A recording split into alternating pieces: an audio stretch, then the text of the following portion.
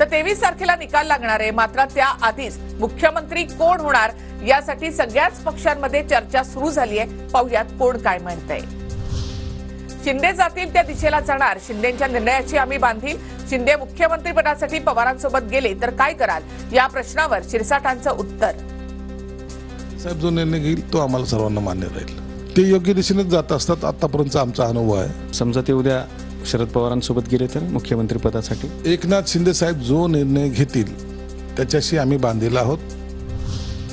शिंदेनी ज्या विचाराने युती केली त्यानुसार असं काही होणार नाही। शिरसाटांची भूमिका पक्षाची अधिकृत भूमिका असल्याचं वाटत नाही। शिरसाटांच्या वक्तव्यानंतर दरेकरांची प्रतिक्रिया। आता प्रदेश अध्यक्षांनी सांगितल्यामुळे तीच आमची पक्षाची भूमिका आहे आणि मी पक्षाचा कार्यकर्ता म्हणून मलाही वाटतं की महायुतीमध्ये भारतीय जनता पार्टीचा मुख्यमंत्री होणार असेल तर देवेंद्र फडणवीस मुख्यमंत्री होतील। महाविकास आघाडीचा मुख्यमंत्री कोण होणार 23 तारखेला 10 ते 11 वाजता सांगणार। शरद पवार, राहुल गांधी आणि उद्धव ठाकरेंच्या नेतृत्वामध्ये राज्यात महाविकास आघाडीचं सरकार येणार, संजय राऊतांचा दावा। महाविकास आघाडी महाराष्ट्रात 26 तारखेला सत्तेवर येते, 23 ला निकाल लागतील, 26 ला सरकार स्थापन करू। 23 तारखेलाच संध्याकाळपर्यंत आम्ही सत्ता स्थापनेचा दावा करू शकतो। आमचे सर्व निर्णय घेण्याचे अधिकार हायकमांडला, बहुमत सिद्ध झाल्यानंतर हायकमांड निर्णय घेतील। भावी मुख्यमंत्री पदावर नाना पटोले यांचं उत्तर।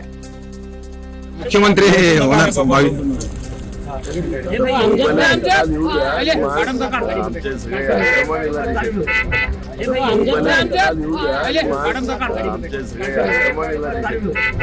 विधानसभेच्या निकालाआधीच मुख्यमंत्री पदावरून दावे सुरू। एकनाथ शिंदे पुन्हा सीएम बनतील, मला खात्री, संजय शिरसाटांकडून विश्वास व्यक्त। शिंदे साहेबाच्या चेहऱ्याला असलेली पसंती ही लोकांनी मतदानाद्वारे दाखवलेली आहे, म्हणून आम्हाला असं वाटतंय की शिंदे साहेबांचा तो हक्क आहे आणि शिंदे साहेब मुख्यमंत्री बनतील अशी आम्हाला मनापासून खात्री आहे। देवेंद्र फडणवीस मुख्यमंत्री व्हावेत ही भाजप कार्यकर्त्यांची इच्छा। चंद्रशेखर बावनकुळे यांचं वक्तव्य। गरज भासली आणि गरज नसली तरी अपक्ष आमदार आमच्या बाजूने येतील, बावनकुळेंचा दावा। पक्षाच्या प्रत्येक कार्यकर्त्याला वाटतं त्यांचा नेता मुख्यमंत्री व्हावा, आमच्या कार्यकर्त्याला वाटतं देवेंद्रजी व्हावे। शेवटी जो महायुतीमधून निर्णय होत असतो तो मान्य करावा लागतो। नाही गरज भासली तरी, गरज नाही भासली तरी जे अपक्ष लोक निवडतात ते आपल्या मतदारसंघाच्या विकासाकरता सरकारच्या बाजूने राहतात।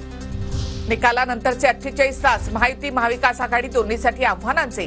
बहुमत किंवा बहुमताच्या जवळ आकडे असणाऱ्यांना फक्त 48 तास मुदत असेल।